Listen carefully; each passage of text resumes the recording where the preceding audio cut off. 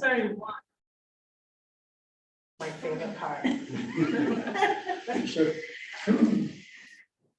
Okay, so welcome everyone. Thank you for joining us. Sorry we had that little hiatus last year, so we didn't get to have the seasonal residents meeting. And it's kind of a nice thing that we started a handful of years ago to kind of get information on year.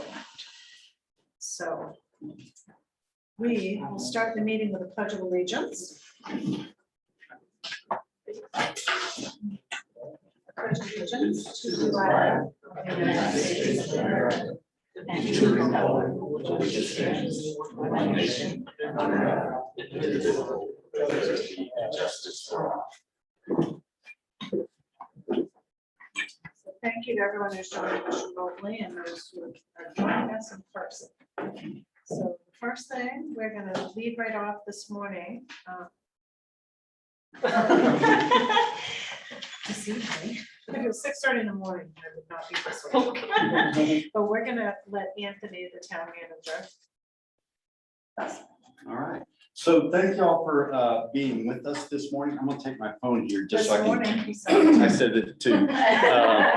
So I can keep track of time here. So my name is Anthony Wilson. I think I know most everyone in the room except my new friend Gail here.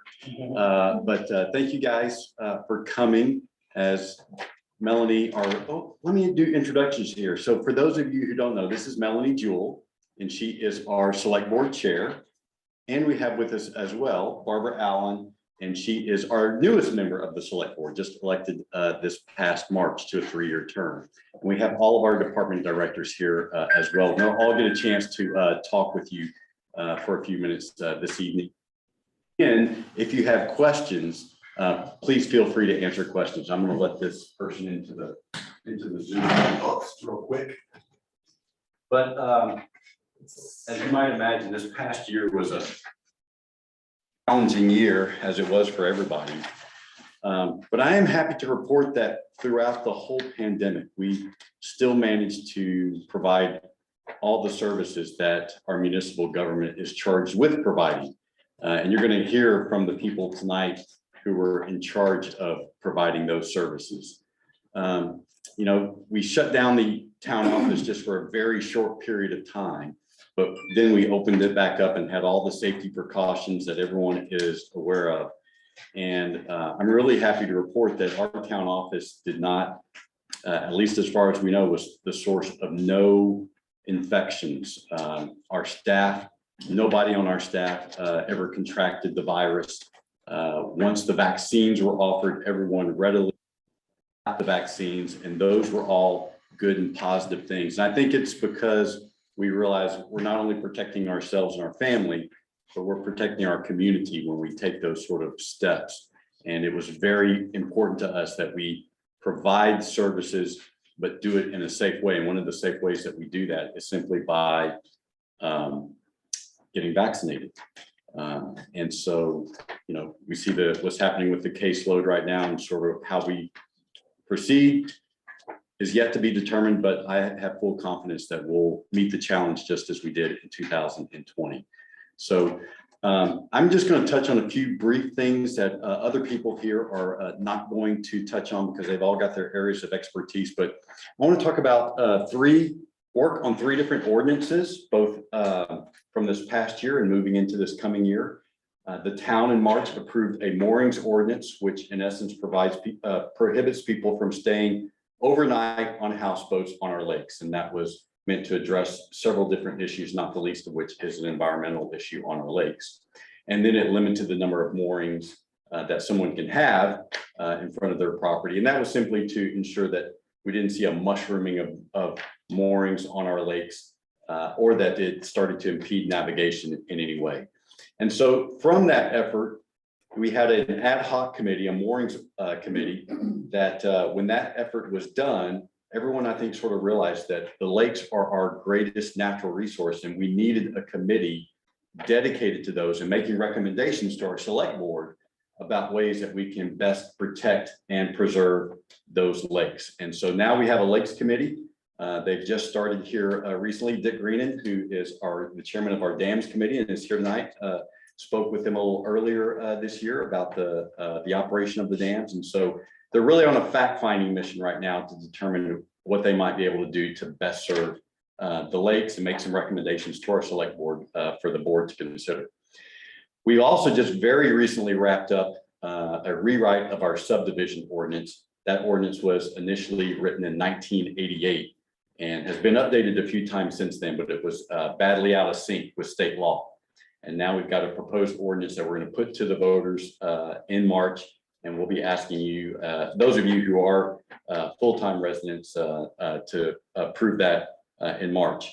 And now our planning board is turning their attention to our commercial development review ordinance, because we've got to make some changes to that ordinance to allow for some new types of development in our community. We've seen a lot of interest from solar farms. So we need a section of that ordinance to address solar farms, wind farms, and then we're going to add something about telecommunication towers, and specifically the decommissioning of those structures once they outlive their useful life. So those are three big things that we're working on this past year and this coming year as far as our ordinances go. Some of you may be aware that we have an issue in this area around the town office with contamination of our aquifer because of the storage for many, many years of road salt uncovered outside on the ground. That eventually leached into the ground, into the aquifer. And so a lot of the wells that are within this triangle formed by Route 27, Route 135, and Route 8 and 11 have been contaminated. And so our select board has been working with the Maine Department of Transportation on a solution for remediating those wells. And that is something that the voters will be considering at some future point here as well. I mentioned about COVID. One thing I did not mention, and it wasn't just an effort of the town to protect our community, it was the community itself. And so I was really thankful and grateful that our residents, when they came in and masking was mandatory, that everyone came in wearing a mask. We had very few people who were resistant to that. And when they were, we would serve them outside.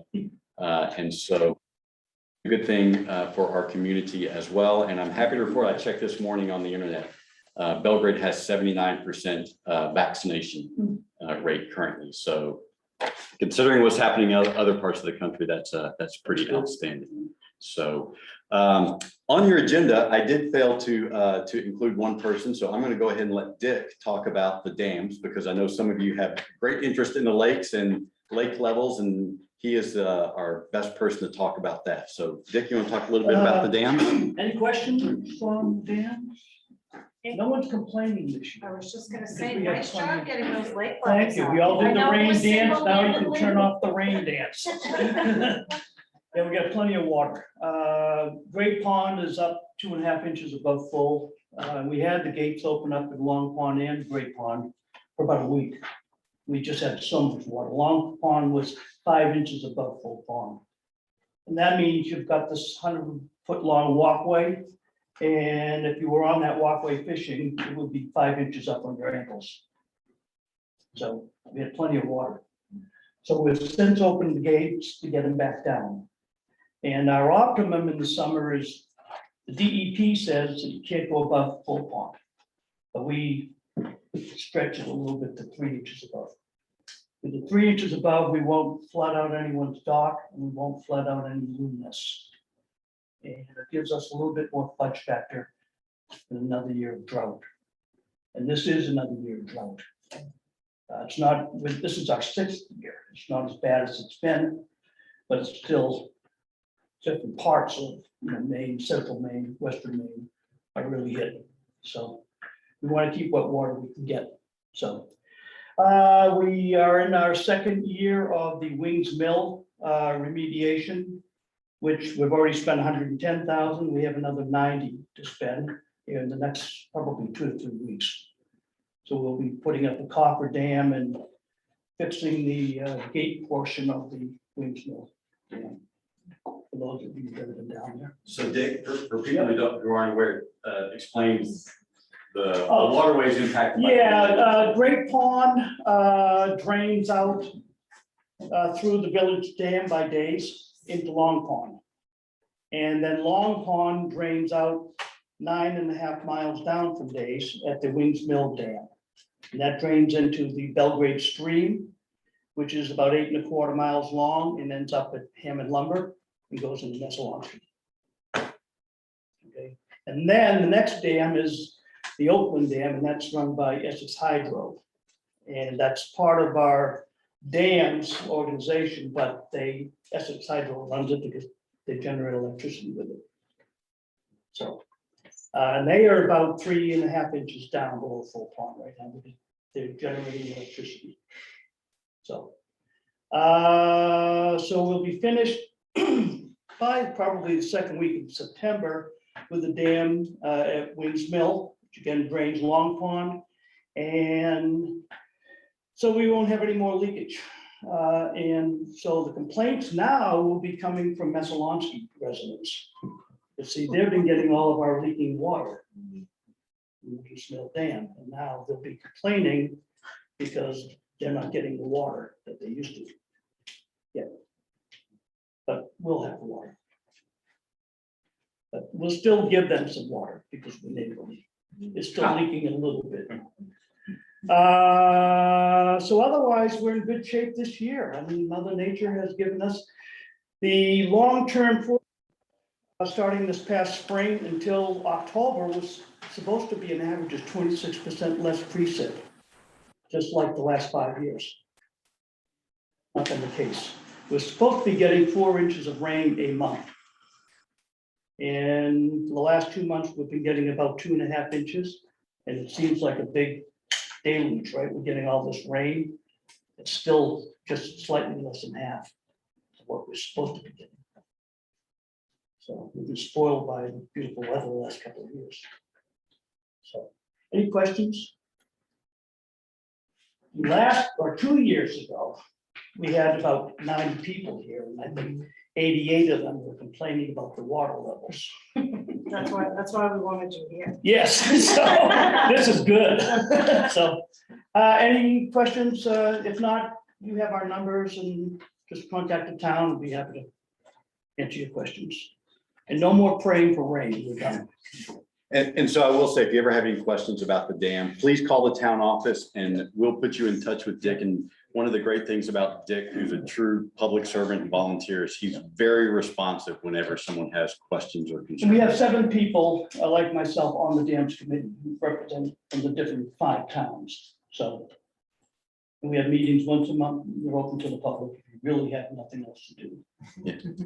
Dick, are there any open seats on that committee? Right now, no.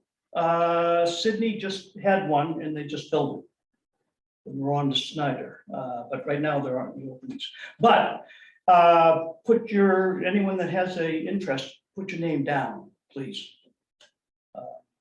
Yeah, let me know. Yeah. Dick actually lives in Rome, but we like him anyway. Yeah. So next I want to introduce our town clerk, Mary Vogel, who I will have to say does a super great job of keeping us all in line here at the town office. So Mary. I try to. Okay, and so Anthony's already introduced me, and I may be one of the people that meets you or greet you as you come into the office or answers the telephone. Basically, I'm just going to go over some things that may help you, both residents and non-residents, as you come into the town office, or if you prefer to do things online. There are a lot of online options for registrations for boats, for vehicles, for fishing, hunting licenses. All of that can be done online before you get into the community. So that way you have everything. If you prefer not to be doing it online, we can do it over the phone and take a credit card and send it to your place here, or send it to where you currently live.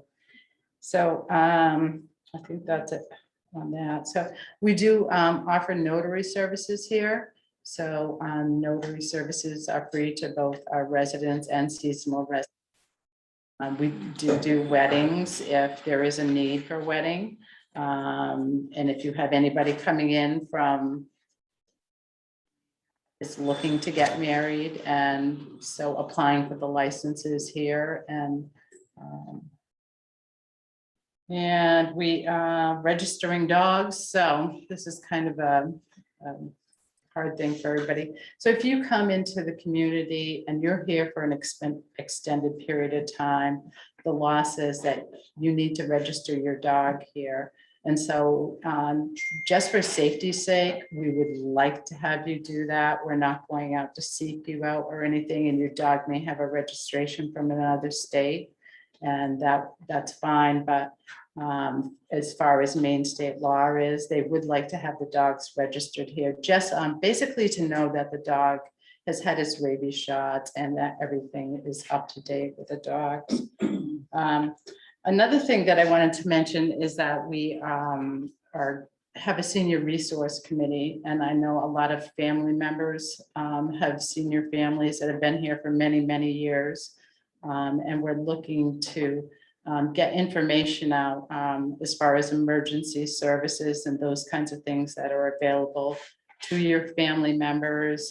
You may not have, being from away, you don't always have phone numbers and things like that to call in the event that there is an emergency. So we do have some information in here, and we're going to be getting out more information. Is that on a sheet of paper or? So, yeah, so what I have is that we did, the Senior Resource Committee did put together these magnets that could be placed onto your refrigerator. They have a number of resources that you could call Creighton. How do I get one? I can give you one tonight. This one right here is just an emergency 911, 211, and the Belgrade Town Office in the event you don't know. To look to, these are called File of Life. And because I know that a lot of are older, the fire department has given these out, but we have someone that's going to donate some money. So we want to purchase these and give these out to not just seasonal residents, but to residents. So they are magnets, and you would put your medical information on here and your emergency contact, and it would also go onto your refrigerator. So that's something else that we're looking to get out. I think I've covered everything. Is that 5 minutes? Any questions? Thing but divorce. Yeah, we don't do divorce. That's it. All set? No questions? I would expect to hear that from Babs, Terry. So anyway, so next I'm going to ask our town treasurer / tax collector, the most popular man in town right now. Nick Poole. All right. Yes, as you said, I'm Nick Poole, the tax collector and treasurer, and I'm just gonna give you some quick reminders as to the tax bills just went out. If you haven't received your tax bill, go ahead and give us a call, and we can email you one or mail one to you. The taxes are due September 3rd, and those can be paid in person, by mail, by phone, or online. If you choose the phone or online option, there are some additional fees. You can call us and ask us about those. Any unpaid taxes as of 12/31/21 will be in the town report, and we'll send out a courtesy reminder in December. Just be like, hey, you have some taxes aren't paid, just to give you a heads up. And whatever's not paid in May will be in the lien process. There'll also be another courtesy reminder before that happens. The mill rate stayed the same for the past 3 years at 15.38, and that was done partially because we've been able to take past collected taxes and apply them to one-cost projects that the town has. And the tax bill distribution, county was 8.48% of what that goes to. Municipal was 16.5%, and school was 75.07%. And the municipal portion dropped from 17.1%. That was last year. Real quick on the budget side. The project process is beginning like this week. I just sent out the worksheets and they'll start filling those out, and we'll have meetings with them the first 2 weeks in September. And then after that, we'll have several meetings with the budget committee and the select board committee. And by the very beginning of January, we should have a final budget ready to go. One thing that is happening also is the town is at the very beginning of possibly changing from a calendar year to a fiscal year. And if we do that, we'll be on the same schedule as school, county, and the state. So we don't have to wait on information. It just makes things easier doing that. And also, we would potentially save $20,000 because we wouldn't have to get a TAN. And with TAN comes interest and legal fees. So, TAN stands, oh, yes, TAN stands for tax anticipation note. So because our budget year begins in January and we don't collect taxes until August, we need to borrow money to help get us through to that gap until we start collecting taxes. And so the $20,000 represents interest on that plus some associated fees. So if we were to move to a July 1 fiscal year, then we would collect taxes twice a year and it would smooth out our cash flow. We wouldn't have to borrow that. would have such a spike in once a year. What's the impact on the virus with the school systems in, I don't know how many school systems there are here, but do you have any information that says when the school is gonna go open or not, or the school teachers are, what's the impact on the virus on your school system budget? Well, I can speak to that, Terry, just as far as the operational impact. Now, I can't speak to the budget. That's a different lane than what we're in. I try to stay in our lane here, which is the town's finances, and the school's finances are the responsibility of the school superintendent, the school board, and then ultimately the voters. The voters are the one who either reject or approve the budget. But I do know that school classes are scheduled to begin September 1 and September 2nd, depending upon which grade the kid is in. And they're planning on being all in-person classes. They are not offering in our local school system any ongoing online options. Now, if they have a situation where they have an infection, then they may take the kids involved in that class, to remote learning for a period of time. But otherwise, it's going to be all in-person learning. So, Minimum impact. yeah, and from the town perspective, it was kind of interesting because, of course, we all were bracing for the absolute worst when it came to the town's finances this past year, because we just thought, our state aid was going to plummet. We thought excise taxes that we pay on our vehicles would plummet. We thought we might not collect as many property taxes, and all of our revenue streams, with the exception essentially of recreation, which that makes a lot of sense that, we couldn't have the sort of programming that we normally would have had in our recreation department. All of those revenues increased. And so that was a blessing. But like Nick said, one of our strategies has been the last 2 years is we take unspent collected tax money from prior budget years, and we're dedicating those to one-time project costs. And as a result, we've been able to control our mill rate, keep it at 15.38. And when I first arrived here, so let's say, Terry, that you're paying just a nice round figure, $10,000 in taxes. Of that, when I first arrived, 2/3 of that, $6,600 was going to the school system, and about $1,700 was actually staying with the town. Now, you write your check to the town of Belgrade, but we turn around and give the school its portion and the county its portion, and then we were keeping 17%. This year, 75% is going to the school system, and we're keeping 16.5%. So I hope that's a good indication that we're really controlling our cost here with our municipal government. You look a little shocked.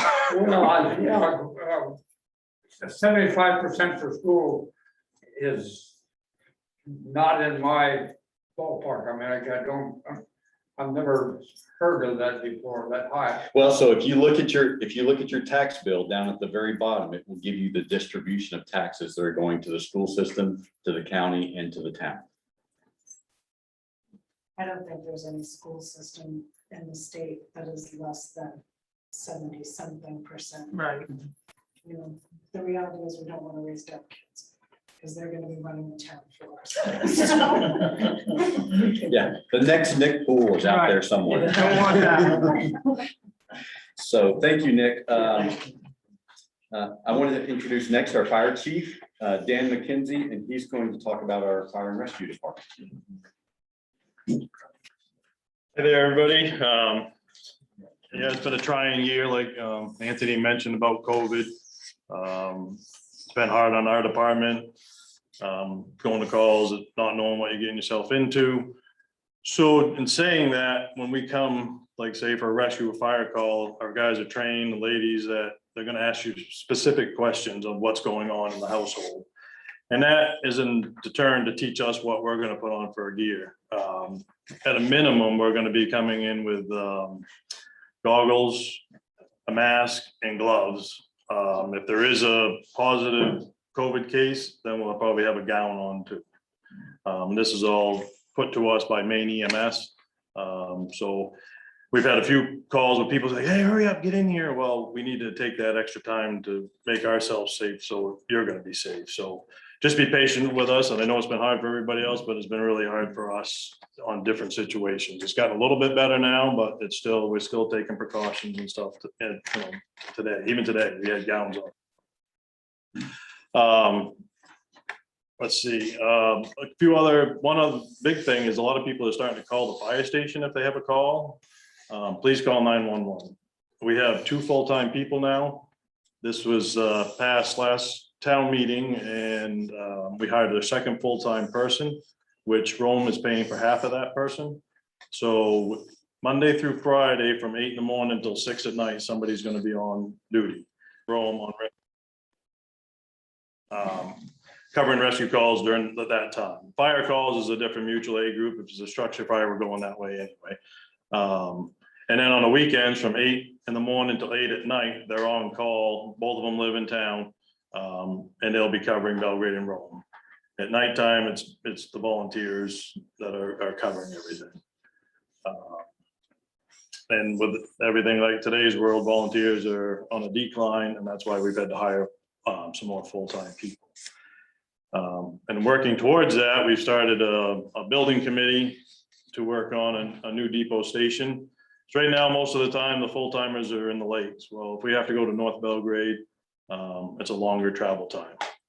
So right now, we have a station here in the depot, but it's pretty much a garage. There's no running water, there's no bathrooms. It's pretty much you park the truck.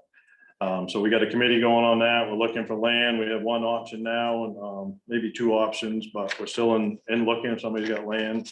But we started that move forward to build a station that will be something for the future. With the lack of volunteers, I think we're going to be looking at more full-time people.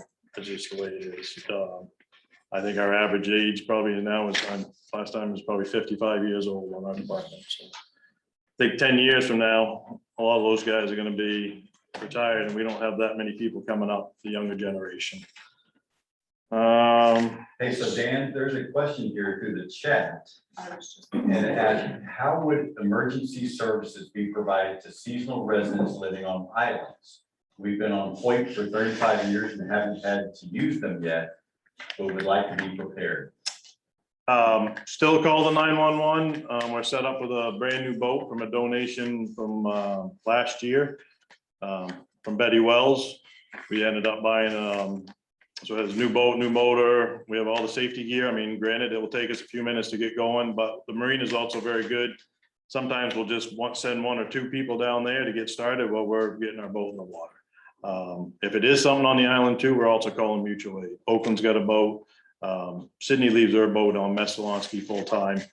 But so we have other resources coming, and Mount Vernon has a boat, but yeah, still use 911, and we've been out there for multiple calls between fire and rescue. And sometimes, you know, well, if we need more assistance, we'll call the warden service to get more boats. So that's a good question. Here's a question for seasonal residents. A lot of them obviously have places on camp roads, and that sometimes poses a challenge for the fire department. Yeah, I know. I mean, I don't know how to address it, but the trucks aren't getting smaller because we have to put more stuff on them because we don't have enough drivers to drive all the trucks. But in doing this, some of the camp roads are very tight. sometimes we get damage on the trucks because low hanging trees, they're not wide enough, there's no turnaround. So anything anybody can do on some of these developments, or camp roads is, we'd appreciate it. We try to not, we're gonna have to turn around people's driveways because there's no place to go, but we try to do as little impact on it. As of the end of June, calls are up. We've had 200 calls this year so far, and 42 of those are on rescue calls. So you can see the ratio of how many calls. So we stay pretty busy. Let's see. Oh, burn permits. Everybody always asks about burn permits. We have a free site. It's called wardensreport.com. If you're just having a campfire, doing a little cooking, marshmallow, stuff like that, keeping it small in a fire pit, no permit required. Anything above and beyond that, you need a burn permit. And you can only allow to burn clean wood, no pressure treated, no painted woods, no tires, we've seen it all.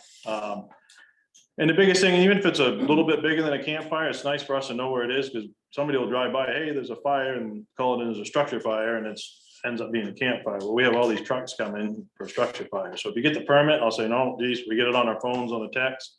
We know it's a burn permit, and we can tell everybody to stand by until we go check it out. So. What was that website again? Well, let me put in a. Wardensreport.com. But you can actually get it through the town's website. Right. Here's a plug for the town's website. You go to townofbelgrade.com/burn permit. It takes you right to whenever we burn a fire in our fire pit, I always get one because I think it'd be kind of unseemly if the fire department showed up at the town manager's house.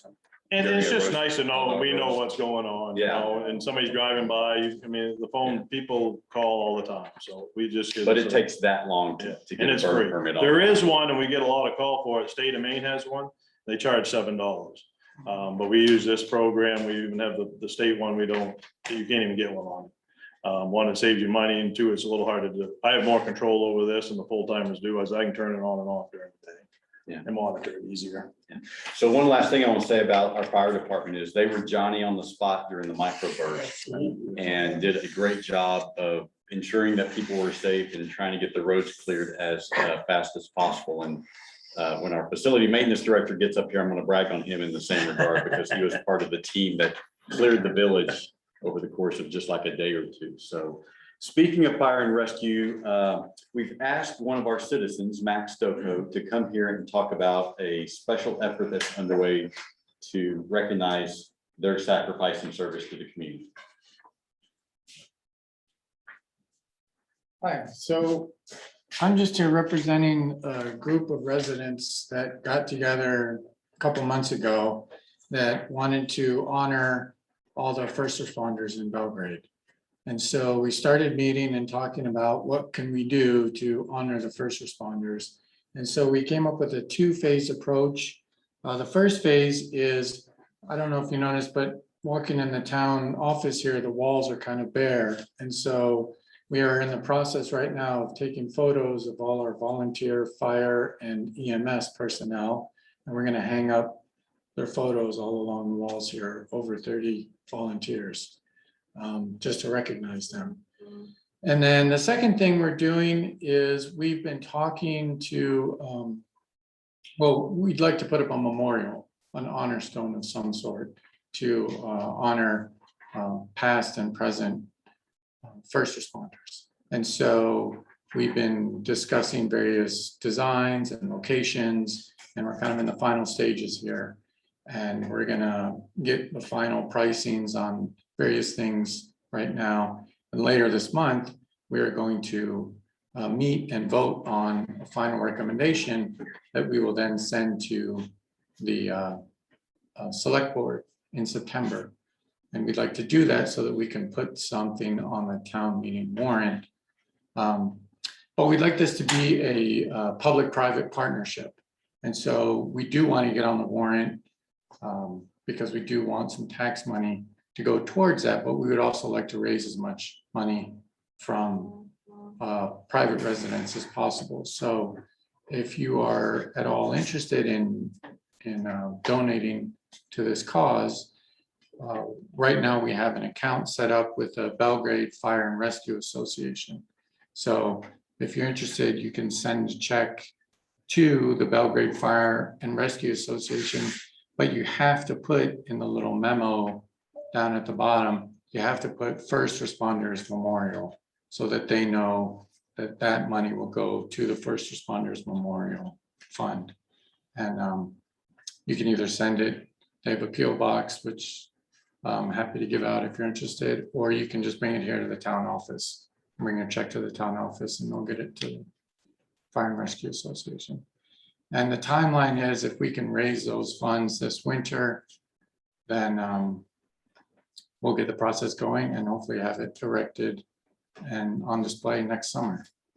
So we're looking hopefully at that. And the photos of our first responders should be up later this month. That's on this printed. Yeah. Should be in those back. Awesome. So, any questions? Thank you. All right, thank you. Those photos would be up already, except Dan wanted his airbrush.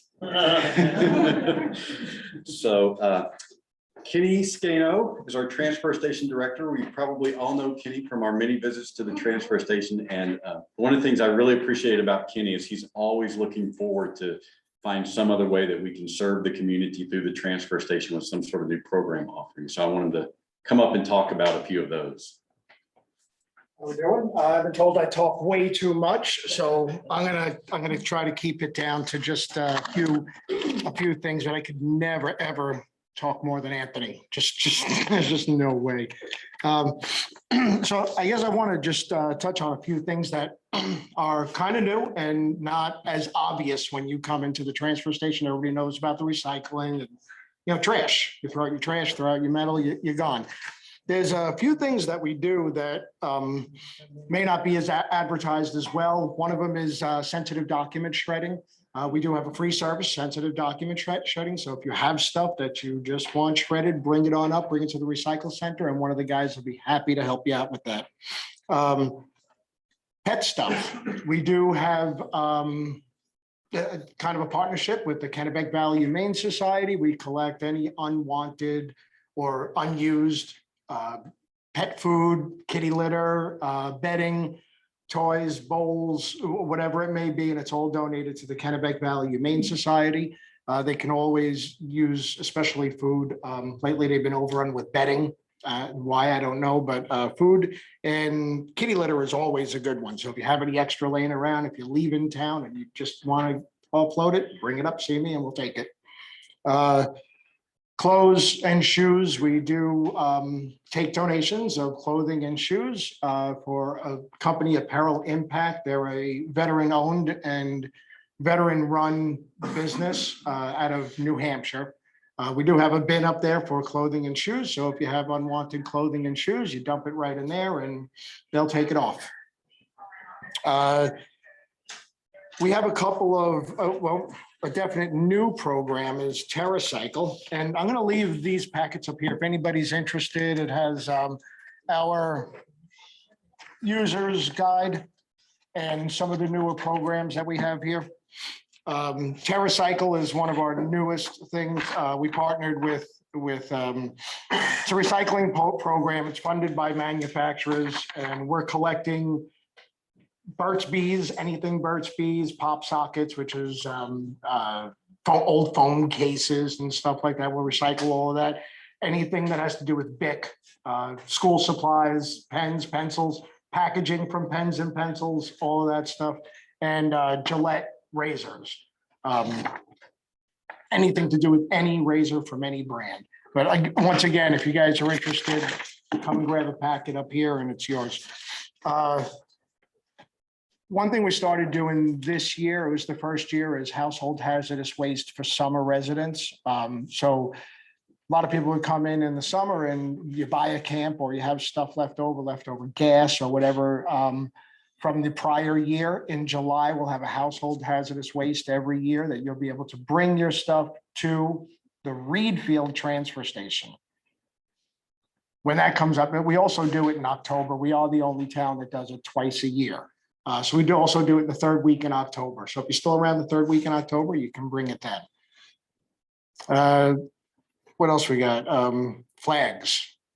Flags, especially around 4th of July, please do not throw flags in the trash. Give them to myself or Andy. We're always out at the transfer station, and we'll take care of them properly. One last thing is, that's on here, but compost. If anybody's doing a garden, we have free compost. Please come and take it. Truckloads, don't care. If you have a truck, we can fill it up for you. That's it. That's all I got.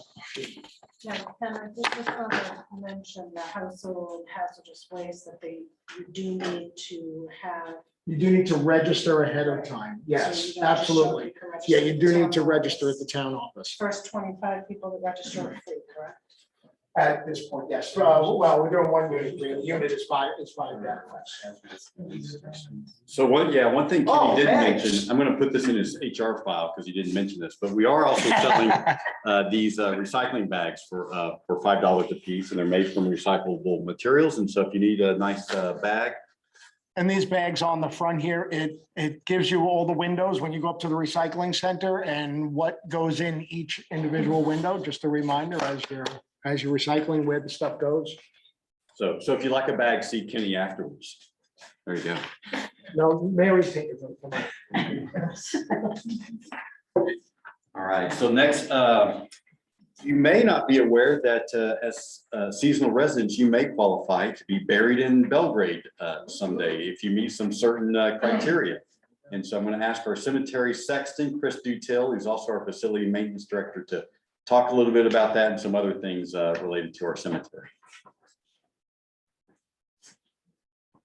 So most of you, I don't know if any of you guys have been up to the cemetery, but we have continued on with Plan 5. And that's pretty much almost 3/4 of the way done. So I'm looking at Plan 5 to be done this year and then be available for purchase next year. In order to be qualified to purchase plots for non-residents, you either gotta be born in the community, have a blood relative that's buried in the cemetery, or own property for over 20 years and pay taxes. And in order to qualify for that, you would have to send me a letter stating one of those three. And then I would bring it to the select board, and then they would say yay or nay on approving you. Right now, we're working on an ordinance to change a little bit of that so that you can't buy more than 2 plots. So right now you can buy like 3 or 4, so we're working on that right now. And for non-residents, the price went up last year, so non-residents is $450 per plot, so it's gone up a lot from the previous year, which was $200. And can you explain why that went up? Whether it's cremation. Uh, Is there any difference whether it's cremation? No, that's just for the plot itself. That's for a 3x10 area. The cremation is extra for burials. It's an extra fee for burying. But Chris, but if you buy a plot, you can have up to 3 cremations. Yeah, you can have up to 3 per- cremations, per plot. yeah, or 1 full casket. And the reason that the cost went up is that Belgrade's cost was dramatically less than it was in all of the surrounding communities. So they were trying to get it a little bit closer. That's to they were normal. trying to balance it out, so we were about the same cost as other towns in the area. Did I hear you right? You said 150, It's $450, 450? yeah, It's still pretty cheap. It's a deal, but it's not a screen. yeah. Otherwise, everybody would be. Yeah. So,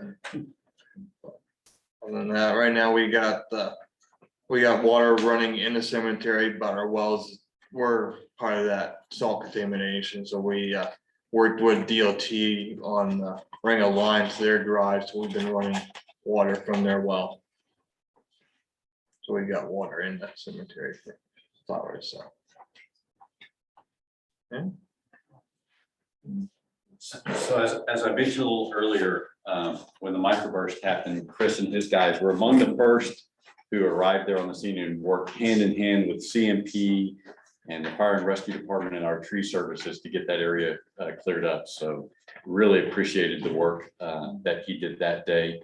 And he keeps all of our grounds looking great. You know, the village green, for those of you who are in the village, Chris is the caretaker for that. And if you were to look outside this window right here, on that big hill, you see a big mowed spot. And so last year, Chris created a sledding run up there that proved to be super popular in the wintertime with kids and families. And so I know people will be excited about that again this year. Right now, we are between library directors. In fact, on Monday, we're going to be doing some interviews for library directors. So I asked Barbara Allen, who, when she was elected to the select board, was actually serving for the second straight year as president of the library board of trustees, to talk a little bit about what's going on in our library right now. Thank you. Can I sit here? It's better if I go forward. I guess. Okay, it's picking me up, okay. So you probably can imagine that we have books in the library. We have lots of books. What books we don't have that you might like, we can acquire through interlibrary loan. We have access to libraries all over the state. And we get deliveries once a week, so there are lots of books. We also have puzzles, games, audiobooks, DVDs, laminating services. So if you need to have something laminated, come on down to the library. We have now a year-round book sale. We've always had once or twice a year book sale sponsored by the Friends of the Library, and they're the ones who raise money for the building. And we've moved to, we still have the in-person book sale. We didn't do it, of course, last year, but we did it on 4th of July weekend this year. But we've also moved to a year-round library. So any book donations, when you come to the end of your summer season and your bookshelves are bulging, you can drop off your books at the Belgrade Library, and then we will either add them to our year-round book sale or add them to the Friends book sale that will go on next July. So there are lots of services available. This year, we received a $10,000 grant from the Stephen and Tabitha King Foundation to update our youth collection, including new library shelves. Those are installed and they look great. We were one of the first libraries in the area to open for curbside delivery during COVID. We, of course, had to close for a couple of months. In July, I think it was July 6th, we opened for curbside pickup. And then in August, we were open for 2 people at a time. And then after that, we opened up on a regular basis, and we have been very lucky due to the diligence of the staff and the community. We've been very fortunate to stay open since then. We do a lot of programs at the library. One of the ones that we're doing this year is in connection with the Seven Lakes Alliance and the Belgrade Historical Society. It's our first ever community read. We've encouraged people to read. It's a lengthy book, but it's a good one. And it actually was suggested by Laura Rose Day of the Seven Lakes Alliance, and we've all endorsed it. It's called The Overstory by Richard Powers. And we've had 2 discussions of that book so far, 2 different times of days. We have a Q&A actually in the same room, so we can use this same meeting owl and Zoom service with the author on August 26th, 6:30 at night. We'll be talking with Richard Powers, who won the Pulitzer Prize for this book. It speaks a lot about the importance of the environment, about the importance of nature, particularly focusing on the importance of trees. So it's a great book. I read it and I also listened to it. So there's a lot of complexity in the book, but I highly recommend it. We also have programs that are in response to the Black Lives Matter movement of last year. We created an anti-racist reading list of all of the books in our collection that are related to issues concerning racism. We started a book group, a monthly book group that's been meeting for an entire year, usually the second Thursday night, called Exploring Race and Relationship. And we've had a very consistent group of 8 to 10 people throughout the year. We always welcome new people to join us. And because we started that group on Zoom, and because it's an evening meeting, everybody's very happy to keep it in Zoom. They don't want to get together. And so we're able, with the Zoom meetings, we're able to include a lot of seasonal residents with those meetings. Let me see, what else do we have? One of the things that a friend of mine, who's a seasonal resident, wanted me to be sure to point out is that, and sort of unexpected service that the library provides is because of all of our programming. We do programs for children, for families. Most years we do adult author talks and that sort of thing. We haven't been doing that so much this year because we just didn't know what the situation was going to be with COVID. But a friend of mine had her 10-year-old granddaughter visiting the week that we happened to have 2 family programs at the library. We had Mr. Drew and his animals on Wednesday afternoon at 3 o'clock. And then on Friday evening, we had Mr. Harley and the Strollers who did a family musical program. And her granddaughter came to Mr. Drew and the animals and met a little friend. And then that same friend was at Mr. Harley. And so these 2 girls in 2 library programs just became fast friends and had a great time together. So she wanted me to make sure to tell all the seasonal residents to check the schedule for what's going on for visiting family members who maybe are missing their friends from home and, you know, think that they don't have a lot of opportunity up here to be with kids. So the library can give books and friendships. It sounded like you had 2 times you had sales. Book sales? We had, well, we used to have, the Friends of the Library used to run 2 book sales, one in March and then one on 4th of July weekend, usually on the 3rd of July. And we still are doing that. They haven't, I don't know if they're going to go back to 2 a year, but they'll still do the 4th of July. And then we also have started, we have one bookshelf right as you walk into the library that has books for sale. Oh, So we put them up, you know, the librarians select which books they want to have up for a couple of weeks and, you know, they keep rotating them out. okay. So any books that you want to donate may end up on those shelves. And those books are available by donation, so they don't have set prices on it. Whatever you feel moved to give, Right. they would accept. And there's also, the Friends have a yard sale. Is that in June or July? I think it was in June this year. When did I see that? Anyway, it's in the summertime for our seasonal residents, and that's always a very popular yard sale. So one of the things that Barbara mentioned about Zoom is you can see we have this interesting looking piece of technology here called a meeting owl. And so while now we all have to, under state law, go back to meeting in person, our boards and committees, what we saw during the pandemic was that we had a lot of citizen engagement online via Zoom. And so we wanted to maintain that sort of engagement, that sort of opportunity for people. And so our select board meetings, our planning board meetings, any meeting that's held in this room, we're going to continue to use the owl. And I know lots of you have attended some of our meetings by Zoom. So I think the library is one of 2 ways that we see to improve the quality of life through our municipal government in our community. The other one being our recreation department. And so again, I'm very proud of the fact that we've had summer camp last year and this year, after school program last year, no COVID infections with any of those things because we've been very safe and diligent about how we're running that. And so I want to ask our recreation director, Lily Schubert, who's largely responsible for that, to come up and talk about some of the programming that she has going on this summer and then looking ahead.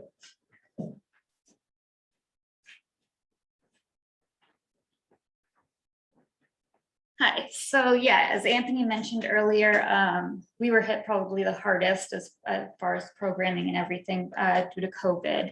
But this summer, once we were able to take advantage of our outside spaces, we were able to step things up again. We started a music program down in the park, the Village Green, where once a week we have a band in the gazebo there. The first few got rained out, so we're pushing that into September. And now if it rains, we'll be in the center for all season since camp ends this weekend. It won't be a disaster there. We also started doing craft shows in the Village Green once a month. And those have been a pretty good success, except the rainy ones, which unlike the dams committee, we have not been so happy about the rain this year. And then we also have summer camp, which we did a combo deal this year with our elementary camp and our middle school camp, and we just put them together. And we were getting about 50 kids a day, which is still like half of what we normally get, but it's a lot better than last year when we had 15 kids a day. we started doing our yoga programs and ping pong programs again. We have a senior group that meets once a week for coffee and tea, and they like to just hang around and use up the space, help me with the kids sometimes. Other than that, it's mostly just kids there. What is the senior group? It's Tuesday mornings at 9. They're usually late. You're off work, Katie. I'm sure they would love you. Yeah. It was a that's- joke. Okay. So just as a reminder, the Village Green Music Series is every Thursday, 6:30 at the Village Green, and the weather's supposed to be great this Thursday. So the few that we've had out there so far that haven't been rained out have been wonderful. I think people have really enjoyed that and had a good time. And then the craft shows are on the last Sunday of the month. So last but not least, again, knowing how important the lakes are to our seasonal residents, I asked Laura Rose Day, who's the president and CEO of Seven Lakes Alliance, to come and just share some important information about our lakes. Thank you, Anthony. Hi, everyone. There's a lot going on having to do with lakes, and everything we do is citizen supported. Seven Lakes Alliance is sort of a hub that works with a lot of other organizations. So of course, the lake doesn't just touch one town, as wonderful as this one is, but there are also, so in Belgrade touches Salmon McGraw. And also, so Barbara would remind me of that if I forgot. And also, so there's a Salmon McGraw Lake Association, and then the Belgrade Lakes Association for Great and Long Pond. And so these are kind of at the local level, and then also Friends of Messalonsky. So all three of those are partners with us, and we work on all of the lakes, but in terms of this area, it's those three. We work on many issues that impact the health of the lake. So I'm just going to run through them really quickly and ask that you kind of think about how you might be able to help. And one of them is milfoil. There's town funding that goes into helping remove milfoil. State funding also. The state has actually funded about 56% this year of our milfoil remediation and our milfoil program. But there's increasing competition for that because unfortunately there are more invasive organisms that are coming to our waters all the time. Unfortunately, we just found a new one, not here, and hopefully we won't see this organism here, but in North Pond, we have a curly leaf pondweed. It's something that we haven't seen before. So the DEP, and we're working with the DEP and others to assess that. And that was found by a citizen. And so that's what I mean, why it's so important for everyone to be involved and know what it looks like. And we're putting posters all over, but basically it's a long leaf with a kind of a lasagna noodle kind of edge, and you'll know it if you see it. And if you see it, please let us know. So we know that it's in the serpentine between East and North Ponds. And that so far we haven't found it in East Pond, but we have found it in North Pond. So obviously you all know North Pond's not all that far from here, and it's connected by a stream. So we're hoping to eliminate it as much as we can and keep it where it is. And the milfoil infestation in North Bay of Great Pond is one I think you're all familiar with. We have a removal effort there. Our main partner in that is the Belgrade Lakes Association. And we've removed about 16,000 gallons of milfoil. It's hard to know exactly what that means, but it's a lot of milfoil. And there's still a lot more to remove. So we have dive teams. They both pull it by hand. It's really important to get the roots out of milfoil. If you don't get the roots out, you're still going to have milfoil. So we do hand pulling, and we also have some folks who come in who do something called diver assisted harvesting. So basically they're in a boat, they're pulling milfoil in, and we have a support team that keeps the fragments from going and making new infestations. And everyone in the community should feel really good about the fact that this infestation has not spread for about a dozen years. So that's a big deal. That's a big success. And if you ask the Department of Environmental Protection, that, you know, it's not gone. We'd love to be able to just get rid of it. That's not likely to happen, but we can make it as small as possible and keep working at it. The other thing that we do is put down what are called benthic barriers.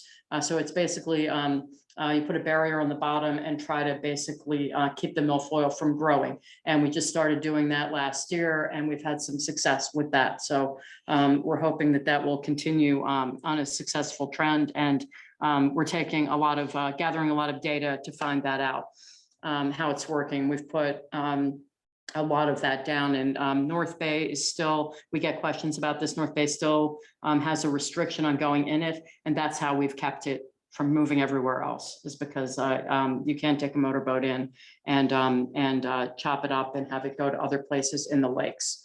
The other thing that we do that is extremely important is prevention. So we train people to identify plants. You can come in our building and on Main Street anytime on any Thursday morning and get trained and get a guide on what all the plants look like. And so not only are they good for adults, but kids are really pick it up quickly. So if you get one of those keys and keep it around, we'll train our young people to know what they are. So hopefully we'll see things really quickly. And early identification is the key to not letting an infestation get bad.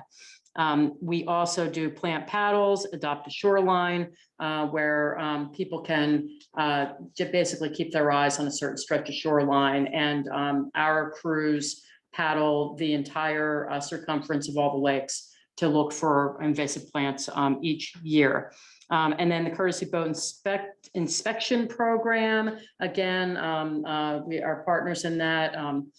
Belgrade and Rome and Belgrade Lakes Association and other watershed associations throughout the watershed. This year, I told you about the curly leaf pondweed.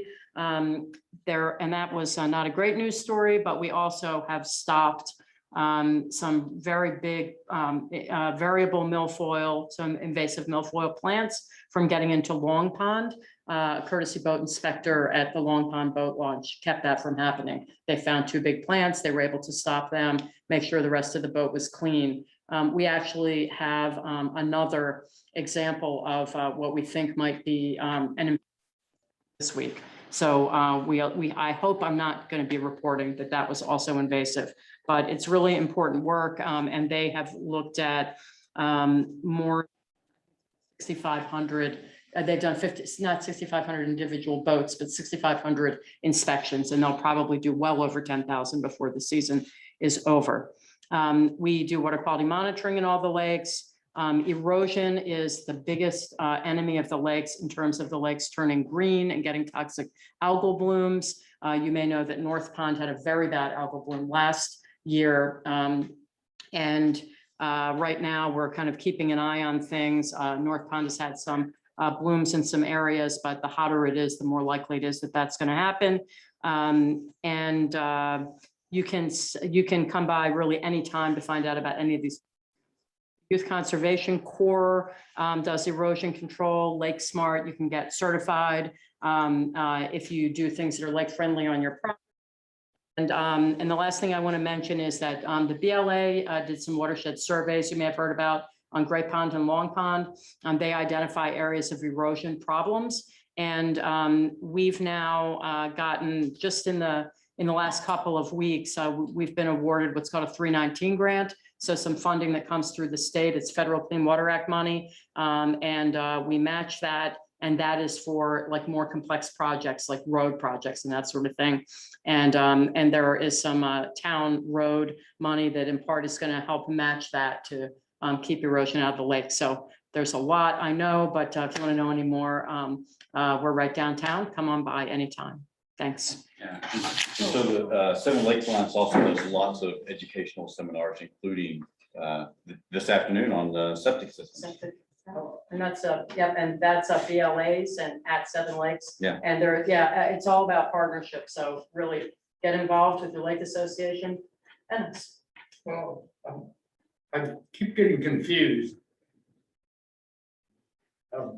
BLA, I donate to, and then I turn around and I get a Seven Lakes Alliance opportunity, and then a BCRA, And I go to a party someplace, and then so I'm trying to figure out who's who and how this is tied in with this.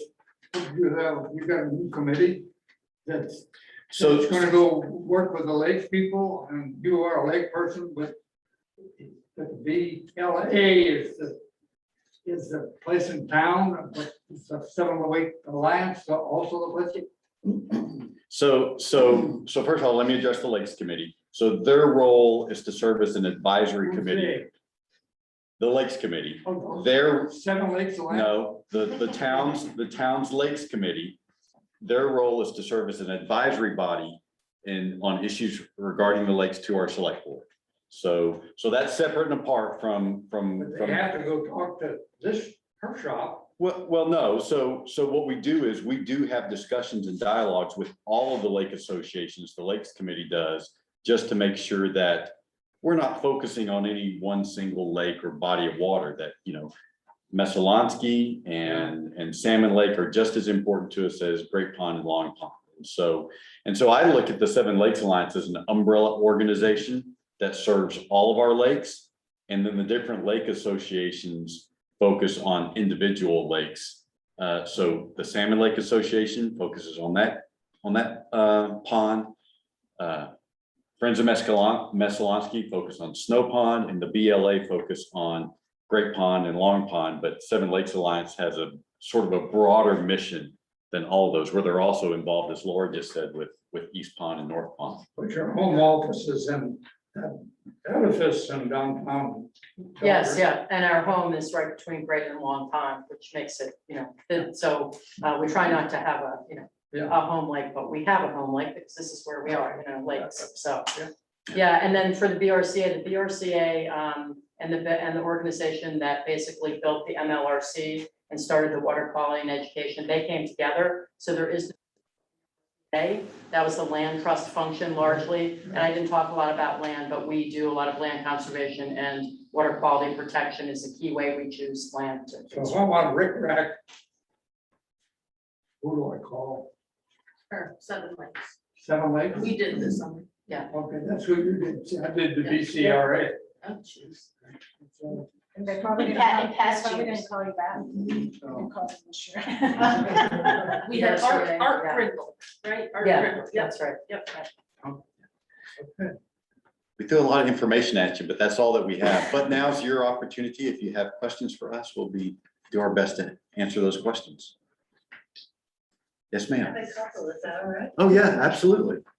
Okay, so during the Marco burst, the tree fell on our house, and of course, my husband was at Home Depot, and I was scared to death. And so I called your offices, it wasn't 911, because I wasn't hurt. But I was just thinking, nobody really knew who I should call to get help.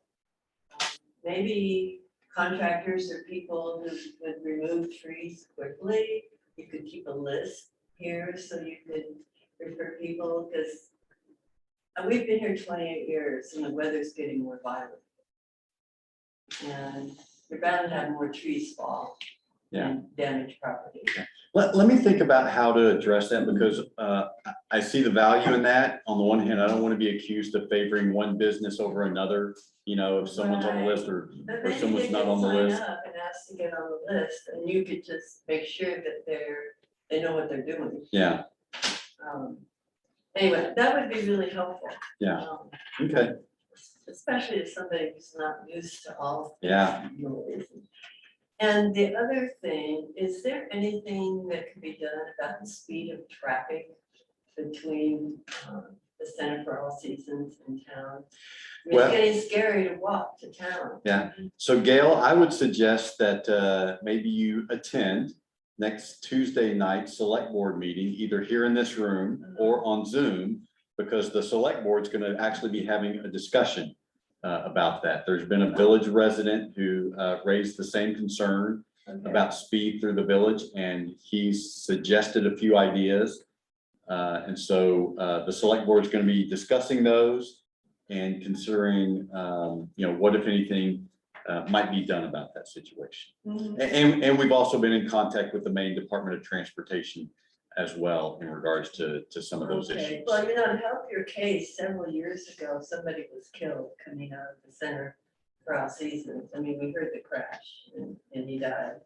And it's just people zooming around, Yeah. ran right into them. Well, and one of the ideas that this gentleman had was a tapering of the speed limit as you are approaching the village from the Yeah. south. So, But also coming out of it, because 55, I don't know Oh, what that sign is, but it's yeah. like before you get to the fire station. right. Well, yeah, as I think it's between the fire station and the Center for All Seasons is when it switches to Yeah. 55. So, But it switches too soon. as Yeah. far as I'm concerned. okay. All right, thanks. Yeah, we welcome your input on Tuesday. Yeah. And anybody else who. And if you, wants to weigh in. yeah, and if you want, as I say, if you want to come, 6:30 Tuesday night in this room. Or you can go to our website, townofbelgrade.com, and there's a calendar on the homepage. And if you'll click on the entry for the select board meeting, if you'd rather attend and engage via Zoom, you're welcome to do that as well. Any other questions? Stacy? I was hoping there'd be something about the current Bright Side application tonight, or anything that's going on in the village regarding the 30 docks that are impeding millstream flow, Uh-huh. about the traffic that is coming out of Hulin, I'm still not totally sure how to pronounce that, Hulin. I've been told it's called Skunk Alley, but I didn't think that was one. Sort of like, sort of like McGraw Center. There you go. Well, it may be turned back into that because the traffic coming through there, it has been a interesting summer. So if there's any information you can give us. we'd Well, I love to think, hear. the only information I can give is that the shoreland zoning application is still pending before the planning board. That is going to be on next Thursday's agenda, August the 19th. And so the planning board will be having further discussions and deliberations about that shoreland application. And I think you know that, we did seek a legal opinion in regards to that. And so I still think the applicant and the board are trying to figure out sort of where they're going to go from there, given the legal opinion of the town's attorney. And so that makes total sense regarding the commercial application. I believe, and I could be wrong, that we're still at a standstill in terms of enforcing the dock usage with all the customers that come and go with their adorable little children, all these people who are enjoying the docks right there, that are making it so this row can't get to their homes and sometimes can't even get in and out of the street. Yeah. Is there any plan to enforce the usage of those 30 slips? So, and again, as you know, the agreement that the town has with that business owner is that we can't limit the number of docks that are out there. The only thing that we can enforce is they are not to be used for commercial purposes. And we have to have some concrete evidence that that is the case in order to enforce that agreement. How would that ever happen? I don't know, Terry. Because you want something that was concrete and anybody that's using the dock is not gonna go or admit that they have anything other than a blood relationship. So it's a no-win. But, because you can't make it happen, because that turns out to be, those of us who are living in that area have to turn out to be your sheriffs, your cops. Well, and we understand that is not the responsibility of the neighborhood. But if it's like any sort of code enforcement investigation. If we're going to take some sort of action, we have to have evidence of wrongdoing before we can pursue something through legal channels. What you're asking, you're saying that this is the rule, but who is trying to go enforce the rule? I'm at a loss as to how we would go about enforcing the rule. We cannot ask to see a private business's business records, for instance. That's not a private business. It is, it's a privately owned business. It's not a business. I thought I identified the fact that it's a not marina. Understood, understood, but Brightside is a business. They're not supposed to be engaging in commercial activity on the stream. We can't push our way into their business records. Oh, So essentially, unless you see someone handing them money for that slip. sorry. So essentially, unless you see someone hand them money for that slip, we don't have any way of proving. Well, that could go on That for they're 10 not- years. Oh, it already has. You know, I mean, we're not fools, Yeah, but well, nobody is. we're at a loss as to how to mitigate it Yeah. and how to keep the peace. Allow If there was enough of interest, if we were able to get the people who are quite frankly terrified in our area to step forward because of this individual, if we were able to get 50 people to really show an interest, would you somehow open up a committee to look into that?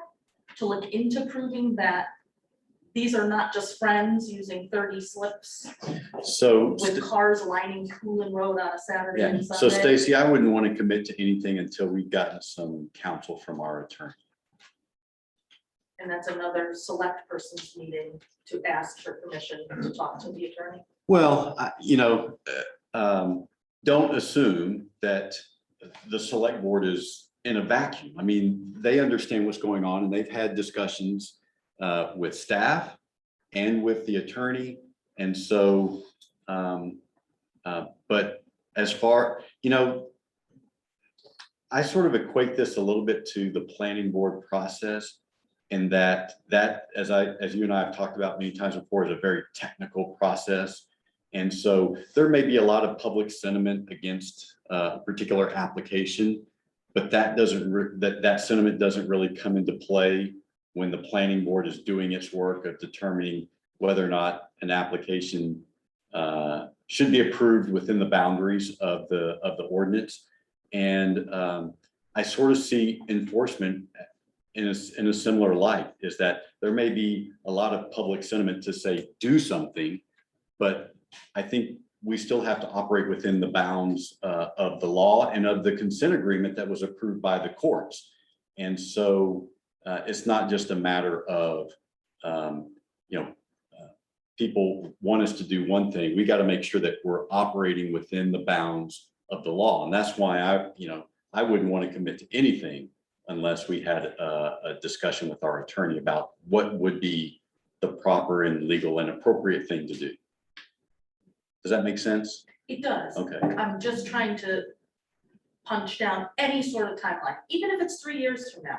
At least it's something that may get looked into, because we are, I think, being turned into the sheriffs, being said that we do have to prove that something's going on. And the sheriff has been pulled out so many times this summer, not on any of our calls, just out of pettiness because of the planning board application process, because our faces have been on Zoom, because we attended a select person's meeting on Zoom. And there has to be, for us at least, some finite resolution at some point, whether it's to our benefit or not, but just something that is going to occur. And we're just trying to figure out what we can do as seasonal residents to help and to further along any sort of anything. Kind of like prohibition, we don't have a speakeasy. So and people are gonna go enjoy the speakeasy as long as they can go get libation. And the cops are gonna raid now and again, and they're gonna have a hard time doing it. And so somebody has to go make a law that says now you can do it or you can't do it. And so then you still have to have somebody that goes in and raids the place or checks it or does something. And which brings me to a deeper question. I think is that you have a consolidated plan. All villages have a consolidated plan? comprehensive plan, Is that what it's called? the comprehensive plan. What is it? Comprehensive. I can never remember. You have a comprehensive plan, and I think you've got one, We do. all right? And in that comprehensive plan, it was like maybe 6 years ago that it was developed or something. A lot of dollars were spent in time, resources, Correct. and you came up with this is the direction. And I think every village has that same thing. This is the direction we want to go. And this is what we want to go happen. Mhm. And this is how we're going to develop the landscape and environment and all of that. Is there any way, and I think you even, I'm not positive, but I think you even have a committee that tracks that. Correct. But is there ever a publication that says, okay, this was in our comprehensive plan, Mhm. and we want to go do that? I'm gonna say, just for an example. Anything in the comprehensive plan that does say something about a town meeting for something of certain size or certain effort or something of that nature. But when you ask why that isn't happening, for example, the answer is always, it's a plan. And we have a lot of these things that are in that as a plan. Is there anybody tracking to find out when the plan gets implemented into an ordinance or a bylaw or something? Yeah, so those are good questions. And so yes, that same group that you're talking about, their job is to track the implementation of the recommendations made in the comprehensive plan. Now, not all of those recommendations involve an ordinance codifying Yeah. something. And so each year, that group makes a report to the select board, updating the select board on the progress that's being made in implementing the recommendations within the plan. Is there a document that? There is, and in fact, that group just recently did the first draft of this year's report, and that report will soon be presented to the select board. And when it is, I'll send you an invite to that select board meeting. And a copy of the, Personal? and a copy, yes, sir. Absolutely. Do you want it hand delivered or just an email? So, and, you know, and of course, that will also be a public document, and so anyone will be able to access that Somewhere, on our website. you believe that somewhere you come up with a number, an identifiable number of things that you want to make sure you implement. Mhm. So, And is there something that says we did this, there's 4 things we did, or this is now an ordinance, or da, da, da, da, da, da? there's actually a checklist on our website. And so tomorrow morning, I will email you the link to that document. And maybe my wife can help me. I'll send it to Stacy. You can- Okay, yeah. But anyway, that's it's very confusing not having some means of seeing an end result. Yeah, yeah. Yeah, so I will send that to you and make sure that you get that. And to speak to the comment that you made earlier, you know, I mean, it is true. So that is a plan. They are recommendations, and that doesn't quite carry the same weight as an ordinance does. Right. But well, I understand that, but the concept that came up and said, this is what we ought to be doing, and this is what our future is gonna be, this is what our environment's gonna be, and look at what we've done with the village now, just if you take a look at it versus 20 years ago when we came here, it's unbelievable. I mean, it's a gem. And so in order to maintain it and keep it, there has to be certain guidelines and rules, which well, I understand the select board is in charge of. But we have occasion and reason to believe that nothing's happening. So we're looking at some way that we can track. Yeah, Like okay. she says, 10 years from now or what? Yeah. And I do want to reassure you, I mean, the village and what's happened in the village has advocates on the select board. You know, and I think two of them are sitting right here. And so, Well, I'm happy to see that there's females. Because We are too. Been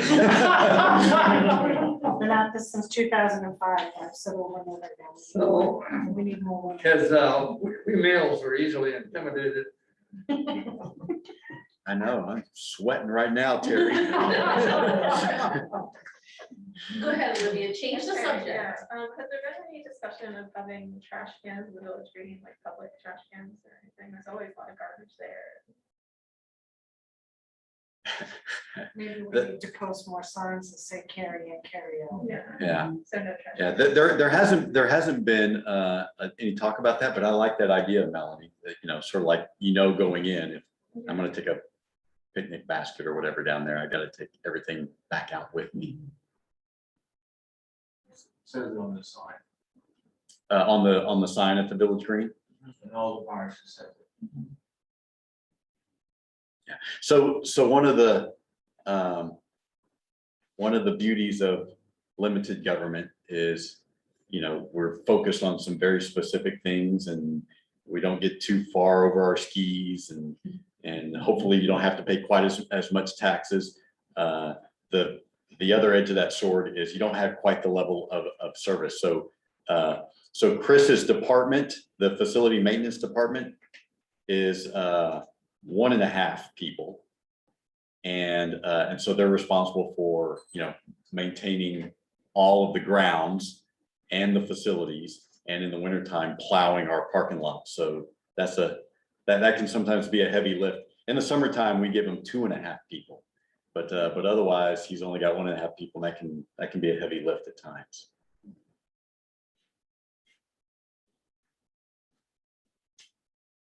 So at this time. So, No, if we start putting trash cans up parks, we're gonna have people jumping their own trash. Absolutely. And we seem to remember there was an issue at the swimming area where stuff was just not getting put into the trash can, just going on the ground. Yeah.